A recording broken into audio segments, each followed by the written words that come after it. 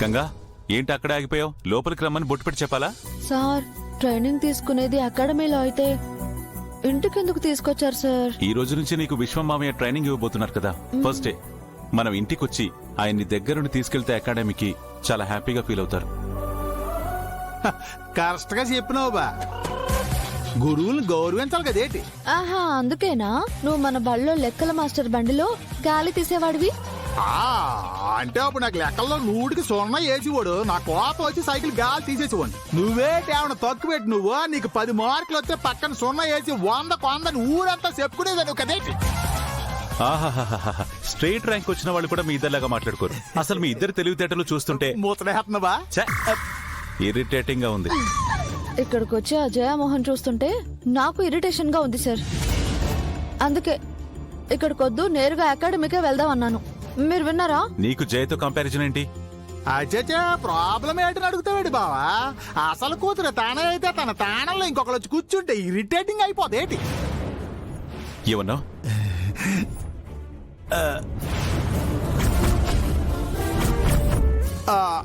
అంటే బా శోభాం గారు గంగని గన్న కూతురు చూసుకుంటది కదా. ఇప్పుడు ఆ ప్రేమ అంతా జైకి షిఫ్ట్ అయిపోయినదని చెల్లికి నచ్చట్లేదు అంటున్నామా. అదేం కాదు, సుధమ్మ హిట్లర్ సారు ఎంత మంచివారు. అలాంటి వాళ్ళని మోసం చేస్తుందని నాకు ఆ జయం చూస్తుంటే కంపరంగా ఉంది.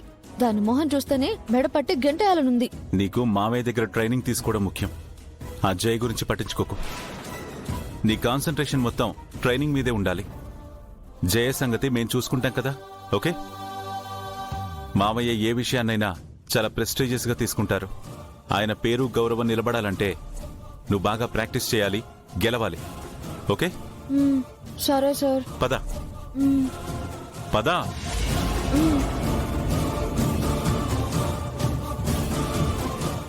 కానీ ఇప్పుడు సొసైటీలో గౌరవ మర్యాదలున్న విశ్వనాథ్ గారి కూతురు స్థానంలో ఉన్నావు. కాస్తైనా పద్ధతి నేర్చుకో. రుద్రా, ఏం జరిగింది? ఎందుకు జైని ఈ పద్ధతి నేర్చుకోమంటున్నావు? తనేమైనా తప్పుగా మాట్లాడిందా?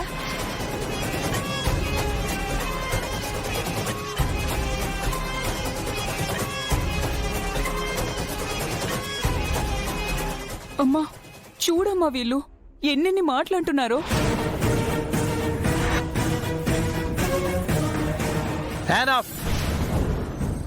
చెప్పాల్సింది నువ్వు కాదు, రుద్ర చెప్పాలి. ఎందుకు నువ్వు జైకి వార్నింగ్ ఇస్తున్నావు?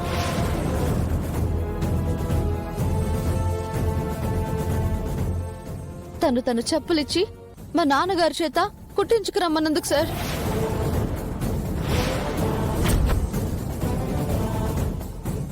గంగా, నువ్వు ఉండమ్మా.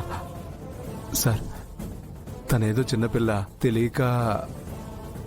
పైడ్రాజు గారు జయ మాట కట్టు చెప్పకుండా ఆ చెప్పును తీసుకుని కుట్టించడానికి బయలుదేరారు మావయ్య.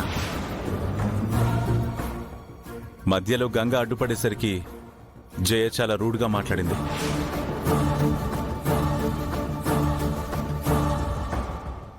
ఏటి మాట్లాడిందో అది కూడా చెప్పా. పనోళ్ళంటే మా కాళ్ళ కింద పడి ఉండాలి, మా చెప్పు చేతల్లో ఉండాలని అంద కదా.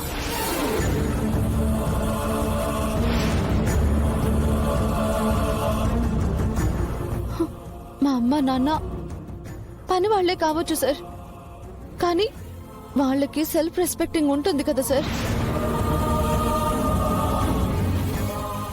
అందుకే తన యాటిట్యూడ్ మార్చుకోమని చెప్తున్నాను. మన ఇంట్లో పనిచేసే వాళ్ళని ఏ రోజు పరాయి వాళ్లగా ట్రీట్ చేయలేదు. వాళ్ళని మన సొంత మనుషులుగానే ట్రీట్ చేశాం. ఎప్పుడూ స్థాయి భేదాలు చూపించలేదు, అగౌరవంగా ప్రవర్తించనూ లేదు. జయకు మాత్రం మనలో ఉన్న ఏ మంచి గుణాలు రాలేదు. మనలో లేని లక్షణాలు వచ్చాయి. అయినా సరే నేనెప్పుడు తనని ఏమీ అనకూడదు అంటావు. ఇది కరెక్టా?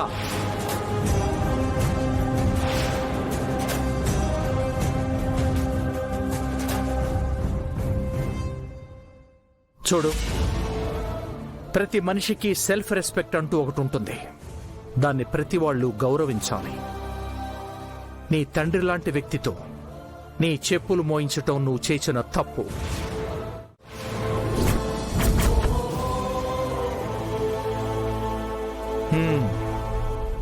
నువ్వు తన మేనత్త కూతురువి కాకుండా ఉండుంటే తన అత్తమామలకు జరిగిన అవమానానికి రుద్ర నిన్ను ఏం చేసేవాడో తెలుసా? జయతో వాళ్ళకి క్షమాపణ చెప్పించేవాడిని మావయ్య.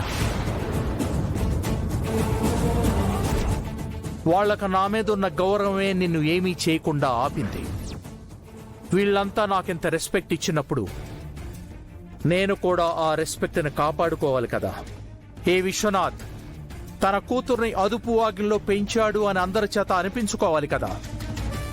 సో నువ్వేం చేయాలో నీకు చెప్పక్కర్లేదనుకుంటాను.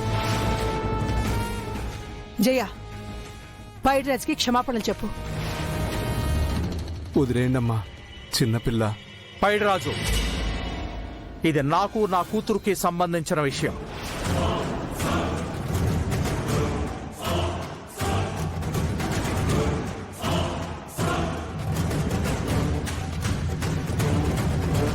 I'm sorry.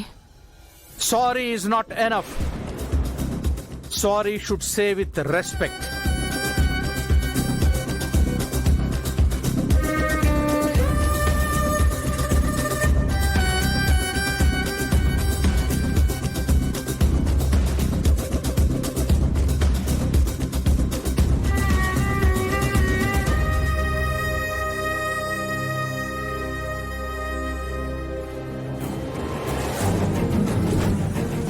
నన్ను క్షమించండి అంకుల్.